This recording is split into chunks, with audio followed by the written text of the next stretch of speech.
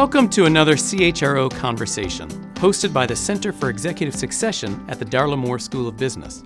I'm your host, Anthony Nyberg, and today we are speaking with Tim Richmond, Senior Vice President of HR for AbbVie, formerly part of Abbott Labs. Tim is responsible for the global workforce of about 29,000 employees located in over 70 countries. AbbVie provides medicine to over 30 million patients in more than 170 countries worldwide. Tim, thank you very much for joining. It's always a great treat for us to have you here. Thank you, Anthony.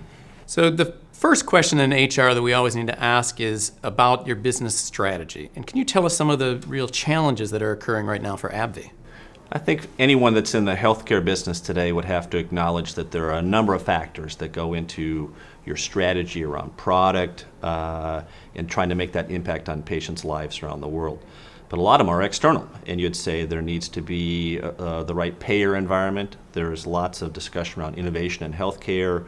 There's lots of unique things that are country by country healthcare systems that create challenges for us. We have to be good at the local level in all these markets around the world.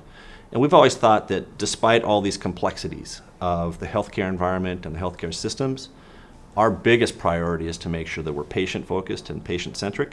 And we do that well, the rest of it flows in a nice way that allows us to have that remarkable impact. So what is it and how does HR help support that mission? It's really important. I always think about, when you think about HR strategy, always link it first and foremost to your business strategy. And HR helps the most when you think about the important role that we play around human capital. You can talk about the HR role all you want. We believe that the biggest driver we have of value in our company is in delivering the talent the business needs. And there's a number of ways we do that, but fundamentally we are in the business of delivering human capital for the business of our company. So it sounds like getting the right human capital is essential. Can you tell us a little bit about what HR can do to help achieve those strategic objectives? One of the things that I always joke about HR people is they need to make sure they're using their own HR strategies for the business for themselves. And so we spend time thinking about our own pipeline of talent. We think about all the different things we do for career planning and progression that we advise others to do. We do it for ourselves as well. And one of the things that I can always say is there's never enough talent. You always want something more.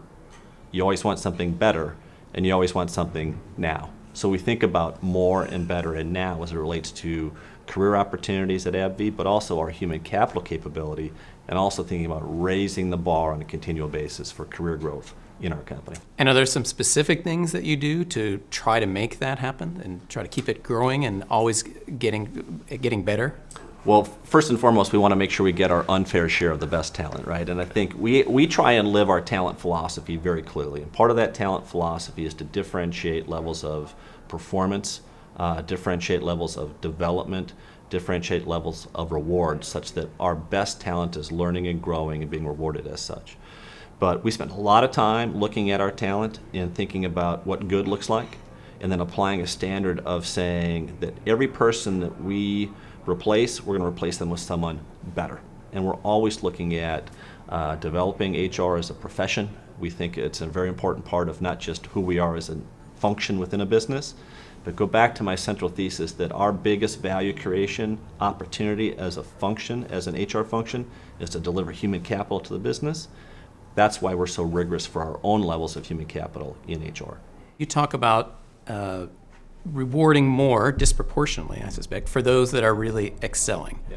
So what does that do, how does doing that in terms of better rewards and differentiating, how does that affect the company's culture? Because often we would hear in society, oh no, that we wouldn't want to make those kind of differentiations. We think our talent philosophy, and that is one element of our talent philosophy, is differentiation, is a driver of higher levels of engagement, because people want to know that their hard work and their results are going to be rewarded appropriately. And we know that ultimately we don't want to pay our lower performers the same as we pay our higher performers. It's just a fundamental belief we have, and I think in the end we're driving higher levels of performance by acknowledging that and differentiating not just the rewards, but also the development and as part of the assessment process.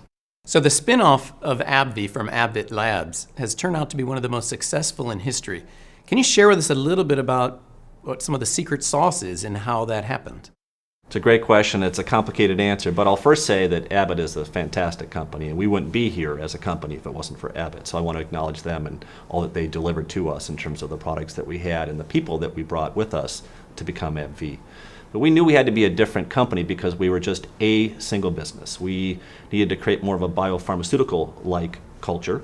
And so we were very fortunate to create culture as one of our top 4 business strategies. Since we thought a lot about not just what we wanted from a business standpoint, but how we wanted to operate, how we wanted to define leadership, how we wanted to define how we work together and how we engage this complex business environment that we work in. So we went around a multifaceted strategy of defining the how equal to the what and trying to make the culture an important driver and not just product.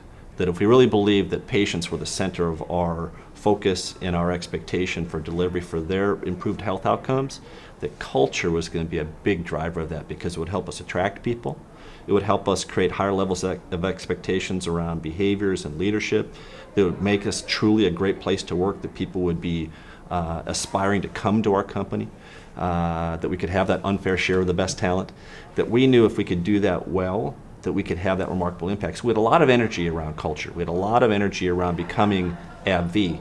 And a lot of that was built on the bare necessity of it. You know, we were going to be a new company, but also with that hope and aspiration of becoming a great company with a great culture, highly respected for what it is that we do for patients around the world. You've talked a lot about the importance of strategy and what organizations need to do to be successful. Can you tell us a little bit more about what that might mean in terms of culture? Well, first you need to have a clear strategy. I think if you see some businesses that may struggle, you wonder about the clarity of their business strategy. It also has to be executable. It has to be possible. And we knew that our job is not easy. Science is not easy. Medicines are not easy to create. Changing the standard of care in healthcare is not an easy task. But people signed up for it because it is our business. It is our role. It is our mission to have that remarkable impact on others. I think where you see sometimes businesses struggle, there's an issue around perhaps the strategy, clarity, or the alignment perhaps of that business and the people to that strategy. We worked really hard, and we continue to work very hard around kind of hardwiring our cultural concepts, hardwiring our beliefs around strategy, such that we are highly aligned. We measure it. We look at it on a very regular basis from the level of alignment and the engagement around that strategy. Because if you're not, then you're going to have a difficult time executing on behalf of your shareholders and on behalf of those people that you serve around the world. So this one's a bit of a loaded question and maybe unfair in the sense that, can you tell us what would be the most important functions for any organization, any CEO, if they were saying, this is what I most need to be focusing on, or at least to get started to have a successful operation? I think there's 2 key things I think about. If you're a general manager, there's 2 things you want. You want the financial resources and the human capital. So I always think about the 2 roles, finance and human resources. The finance role is there to help on the financial resources to make sure that you've got the wherewithal to execute the business plan.